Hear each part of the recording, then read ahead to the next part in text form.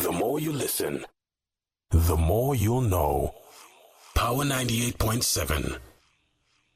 All right, 19 minutes now past 7 o'clock. Let's get into this next feature. And we do this every Thursday. It's called Ask Your HR.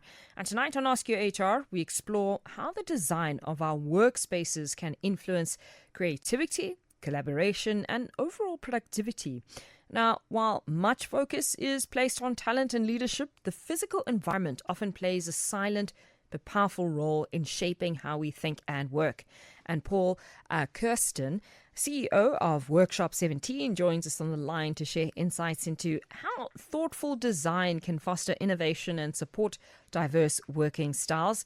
Paul, a very good evening and good to have you with us on Power Business. Good evening, Nosipho, and very nice to be on your show. Thank you. Now, when I think of, workspaces that would foster creativity, I think of workspaces with those mats and those big balls. I don't know what they're called, but the ones that we use for exercise. But Paul, what role then does physical space play then in shaping creativity and innovation within a team or organization? I think it plays a big role. It's been something that we've been on at Workshop 17 since 2012 when Mark Schafter and I started. Just to thinking about what does a space do to people? How do we create a space that inspires creativity? And mainly also thinking about a human side of a space. It's not so much about the gimmicks that you're speaking about, and it was quite high in the 2010 and around that time. Everyone looking at Google or putting ping pong tables in your office. That is not what it's about. It's really about how do we create a space where people feel they want to be, where people feel seen but not watched, where people feel comfortable, and that's more than just an ergonomic chair, but feel that they can become and be the best they can be, and that they connect to others to combine what they know, what others know, to create more solutions and more opportunities for themselves and for others in the same time. We've been trying to design those spaces since 12 years now and learning as we go.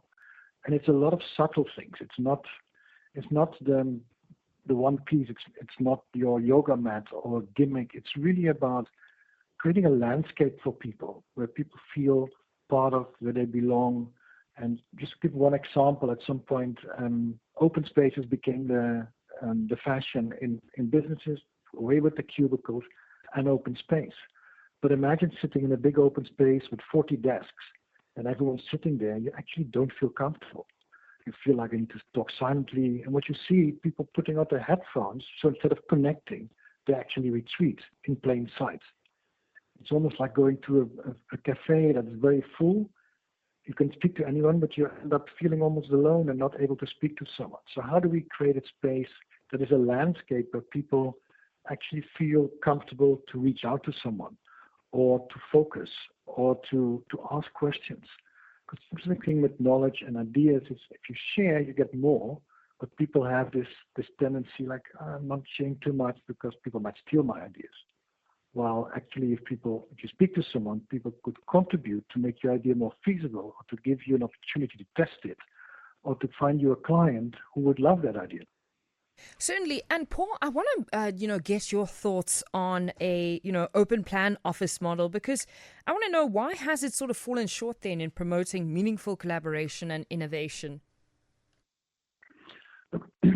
The open plan office, I think, open plan and open space is part of it. But think of an open space more as a square or like a courtyard. So when we design a space at Workshop 17, we don't create long passageways, but we also don't create a huge open space because no one feels comfortable there. But what you've tried to create is a space with different kind of spaces, like a dedicated office which is close by, where you feel like I can close it, I can have a conversation without someone interrupting me or overhearing me. But then a little square where you can step out to, have a little chat, do your email, and feel part of an energy that inspires you. I think someone today spoke to me, I'm in Belito at the moment, where we have one of our locations, said, I just love to be out here because just being with other people gives me inspiration and creates energy for me. But that energy needs not a big space, it needs actually different pockets. But sometimes your energy is about thinking and deep thinking.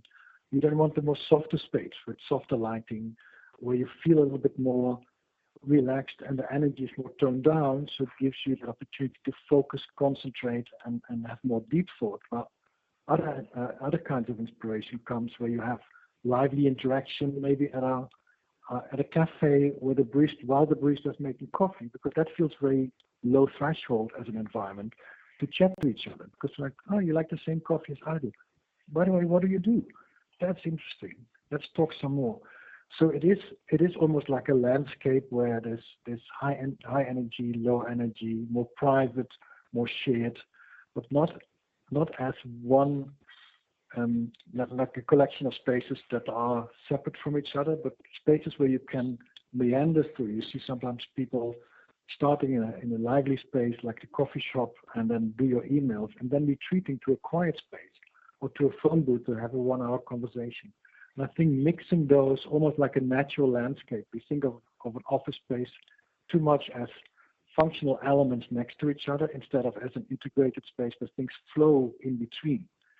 And for instance, we open all our staircases so people walk up and down, or we create squares instead of long corridors. Because a long corridor, you feel impersonal, you get lost, and the energy gets lost. While it's square, like a town square, it feels like a place to be when you want to engage with others.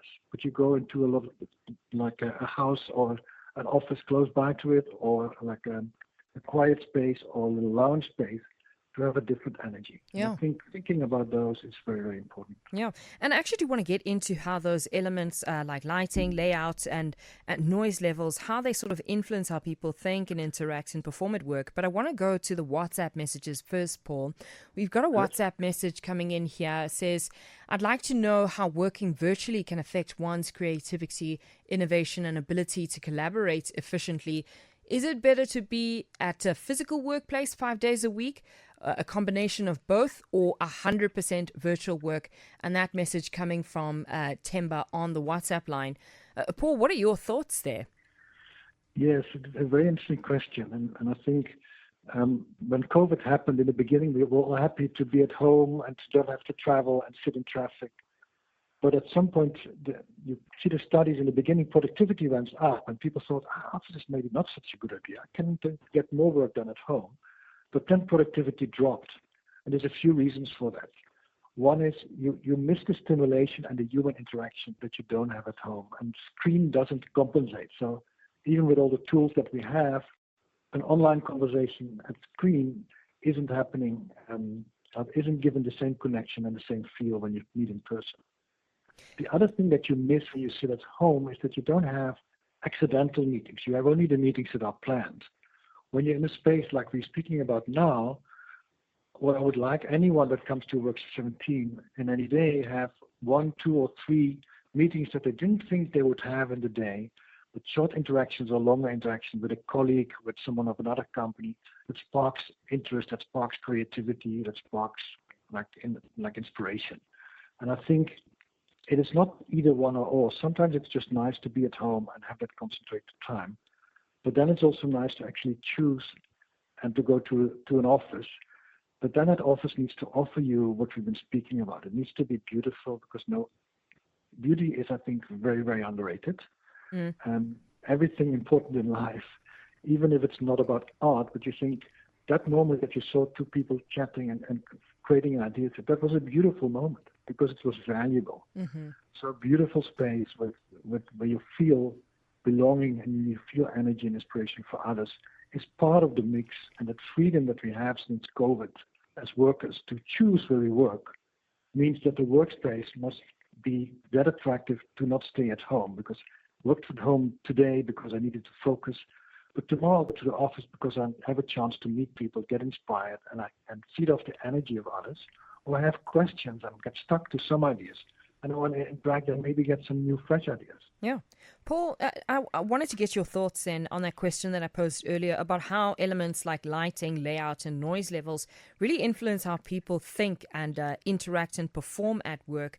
Because I know sometimes with I know you spoke about the soft lighting, but sometimes with the harsh lighting, that can also pose a bit of an issue when it comes to performing at work. But I wanted to get your thoughts on, how those elements really influence how people interact and perform at work. Very much, very much. And I think it's often overlooked, and thank you for asking that, because a lot of design is actually unseen.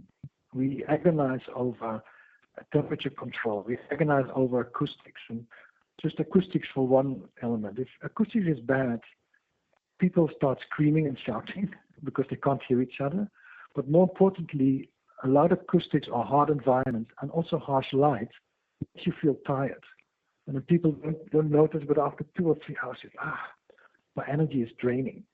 Then productivity goes down, but also creativity goes down. So there's elements about, and again,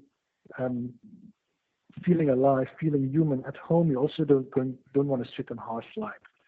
You also have soft elements in your house just to make sure that you're hearing, but you hear each other very clearly, but also you don't get tired. You can imagine, and everyone's been in a restaurant or in a cafe, when it's very harsh environment gets busy, people start talking louder and louder, and what you don't actually get is a very loud environment that at some point, within an hour time, you get tired. And for work environment, you don't want to happen. You want, after lunch, people to feel still inspired and still energetic to go on.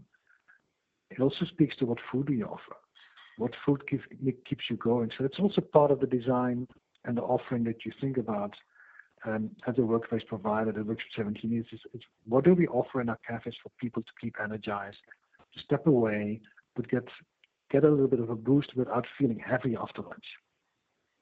Paul, we're going to leave it there. Thank you so much for taking us through that engaging and insightful conversation. Great pleasure. Thank you, Nosipho. All right, fantastic. Paul Keursten there from CEO at Workshop 17, taking us through Ask Your HR this evening, focusing on the hidden infrastructure of innovation. You know, what makes some spaces more creative than others? And Paul taking us through how the various elements influence how we perform at work.